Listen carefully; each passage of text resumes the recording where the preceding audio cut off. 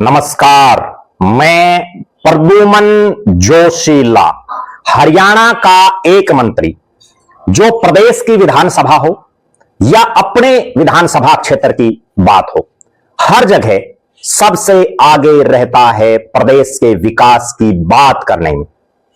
और उन मंत्री महोदय के कामों से विपक्षी नेताओं में है घबराहट।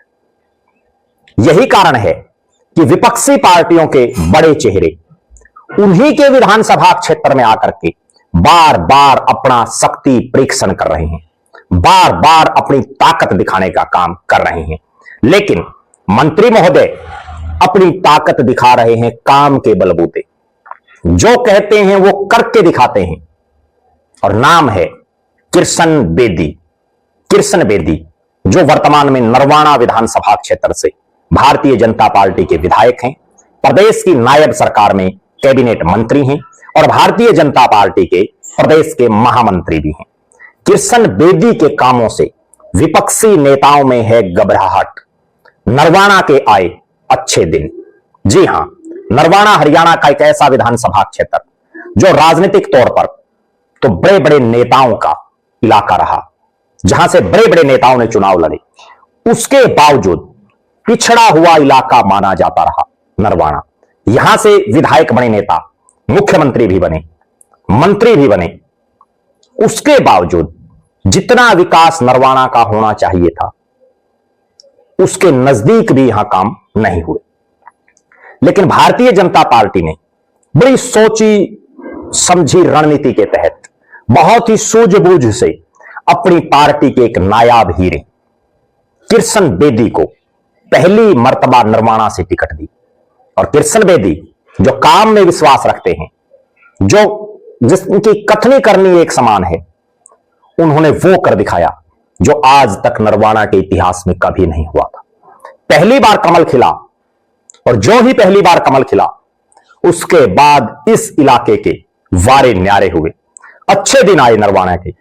आज नरवाना का शहर हो या ग्रामीण इलाका, हर जगह विकास कार्यों की झड़ी लगी हुई है। प्रदेश के मुख्यमंत्री नायब सिंह सैनी की धन्यवाद और विकास रैली एक दूरदर्शी सोच का परिणाम कृष्ण बेदी की। उन्होंने शुरुआती दौर में ही वो रैली करवा दी, जिसका फायदा नरवाना के लोगों को मिला।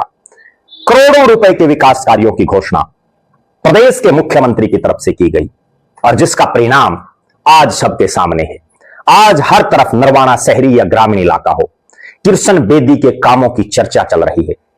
और यही एक कारण है कि एक विधायक जिनका अपने इलाके में असर है, जो मंत्री हैं कृष्ण बेदी, उन्हीं के विधानसभा क्षेत्र नरवाना में विपक्षी नेता लगातार अपने शक्ति प्रदर्शन कर रहे हैं। मैं बात करूं इंडियन नेशनल लोकदल के राष्ट्रीय अध्यक्ष अभय सिंह चौटाला हूं। उन्होंने प्रदेश स्तरीय युवा सम्मेलन, जी हां, पूरे हरियाणा का युवा सम्मेलन नरवाना में करने का काम किया। यह दर्शाता है कि कृष्ण बेदी के विकास कार्यों की गूंज पूरे हरियाणा प्रदेश की राजनीति को हिलाए हुए है। इसी तरह से कांग्रेस नेता बृजेंद्र डूमरखा ने भी अपनी पूरे हरियाणा की सद्भाव यात्रा को अपने खुद के विधानसभा क्षेत्र उचाना से शुरू नहीं किया, बल्कि सिरसा लोकसभा में आने वाले नरवाना विधानसभा क्षेत्र से उन्होंने अपने सद्भाव यात्रा की शुरुआत की। नरवाना के गांव दनोदा से 5 अक्टूबर के दिन उन्होंने अपनी सद्भाव यात्रा को शुरू करने का काम किया। यह बात भी क्लियर दिखा रहा है कि अपने हल्के में शक्ति प्रदर्शन करने की बजाय बार बार ये नेता एससी रिजर्व सीट नरवाना में आकर के शक्ति प्रदर्शन कर रहे हैं। अभय सिंह चौटाला अपने इलाके एलनाबाद या हरियाणा के मध्य में भी कहीं युवा सम्मेलन कर सकते थे। बृजेंद्र सिंह भी अपनी यात्रा को अपने लोकसभा इलाके या अपने विधानसभा इलाके से शुरू कर सकते थे।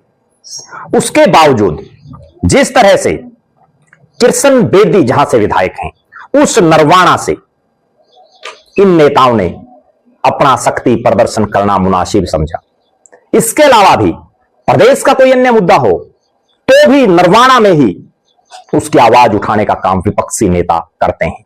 यह स्पष्ट तौर पर दर्शा रहा है कि जिस तरह से कृष्ण बेदी निरंतर विकास के कामों की बात कर रहे हैं और अपने इलाके में विकास कार्यों की झड़ी लगाए हुए हैं, उससे विपक्षी नेताओं में घबराहट है और उसी का परिणाम है कि बार बार दूसरी पार्टियों के नेता इसी नरवाणा में आकर के अपनी ताकत दिखाने का काम करते हैं। यह इतर बात है कि कृष्ण बेदी की नरवाणा की मुख्यमंत्री नायब सैनी वाली रैली में जो भीड़ उमड़ी, जो आम जनमानस हल्के के उमड़े, उसके नजदीक भी इन विपक्षी नेताओं के कार्यक्रमों में लोग नहीं आते। जिस तरह से कृष्ण बेदी की दूरदर्शी सोच, जिसका फायदा आज ना केवल नरवाणा को मिल रहा है बल्कि हरियाणा प्रदेश की जनता को भी मिल रहा है। क्यों? क्योंकि आज वो प्रदेश के मंत्री हैं, हरियाणा के अलग अलग जिलों में जा जाकर के विकास की बात करते हैं। जिस तरह से कृष्ण बेदी नरवाणा को चमका रहे हैं, उससे यह निश्चित है कि हरियाणा प्रदेश के अगर बाकी मंत्री, बाकी विधायक भी अपने इलाकों में कृष्ण बेदी की राह पर चल पड़े तो निश्चित तौर पर प्रदेश की जनता को तो फायदा होगा ही, भारतीय जनता पार्टी को भी राजनीतिक तौर पर बड़ा लाभ मिलेगा। आप दर्शक क्या मानते हैं? कृष्ण बेदी के राजनीतिक भविष्य को लेकर के आपका क्या मानना है? और जिस तरह से नरवाणा की धरती को ही बार बार चुना जा रहा है विपक्षी नेताओं द्वारा अपनी ताकत दिखाने के लिए, उसको आप किस नजरिए से देखते हैं? अपनी बेबाक राय जरूर रखें। बहुत बहुत धन्यवाद। आपका अपना प्रद्युमन जोशीला।